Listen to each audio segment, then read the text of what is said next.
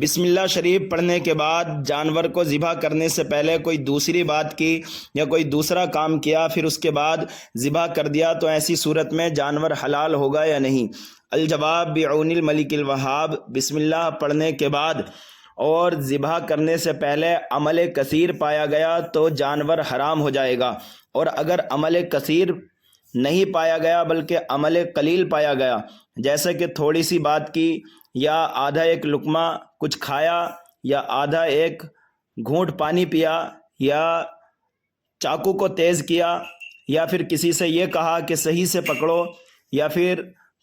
کہا کہ پانی دے دیجئے، پانی پلائیے، اگر یہ ساری صورتیں پائی گئی ہیں اور مجلس نہیں بدلی ہے تو اب ایسی صورت میں عمل قلیل پائے جانے کی وجہ سے وہ جانور حلال ہے، جائز ہے۔ سوال: کیا پردیس میں رہنے والے کو پردیس میں قربانی کرنا ضروری ہے یا گھر پر بھی کر سکتا ہے؟ الجواب بعون الملک الوہاب، پردیسی اگر گھر پر قربانی کروانا چاہتا ہے تو اس میں دیکھا یہ جائے گا کہ پردیس میں جس جگہ پر وہ رہ رہا ہے اور جہاں پر وہ قربانی کروا رہا ہے دونوں جگہ پر قربانی کا وقت ہونا چاہیے۔ جیسے کہ مثال کے طور پر ایک شخص سعودی عرب میں رہتا ہے اور یو پی بہار کے اندر جو ہے اس کا گھر ہے، تو ایک دن پہلے جو ہے سعودی میں چاند دکھ جاتا ہے اور وہاں پر قربانی کرنا جائز ہوتا ہے، تو وہ پہلے دن جو ہے یو پی بہار کے اندر قربانی نہیں کروا سکتا، بلکہ دونوں جگہ پر قربانی کا وقت ہونا ضروری ہے۔ یعنی جو قربانی کروا رہا ہے وہاں پر بھی اور جہاں پر قربانی اس کی جا رہی ہے وہاں پر بھی دونوں جگہ پر قربانی کا وقت ہونا ضروری ہے۔ سوال: مسافر پر کب قربانی واجب ہوتی ہے اور کب نہیں؟ مسافر اگر تیسرے دن قربانی کے اگر وہ مقیم ہو گیا اور صاحب نصاب ہے تو اس کے اوپر قربانی واجب ہے،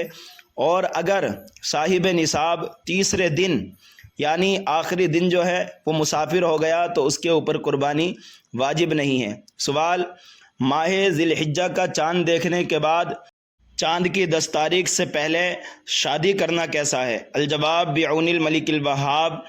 نکاح کرنا یہ ایسی سنت ہے کہ سال بھر میں کوئی سے بھی مہینے یا کوئی سے بھی دن میں منع نہیں ہے، چاہے وہ محرم اور سفر کا مہینہ ہی کیوں نہ ہو۔ ماہ ذی الحجہ کا چاند دیکھنے کے بعد 10 تاریخ سے پہلے نکاح کرنا بالکل جائز اور درست ہے۔ ماہ ذی الحجہ کا چاند دیکھنے کے بعد اگر کسی نے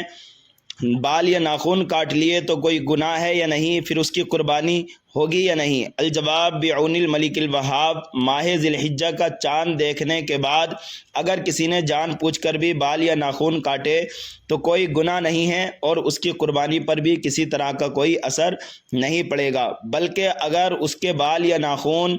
40 دن سے زیادہ کے ہو گئے ہیں تو اب اس کو کاٹنا ضروری ہے، ورنہ پھر وہ گناہ گار ہوگا۔ بال سے مراد بغل کے بال، زیر ناف کے بال۔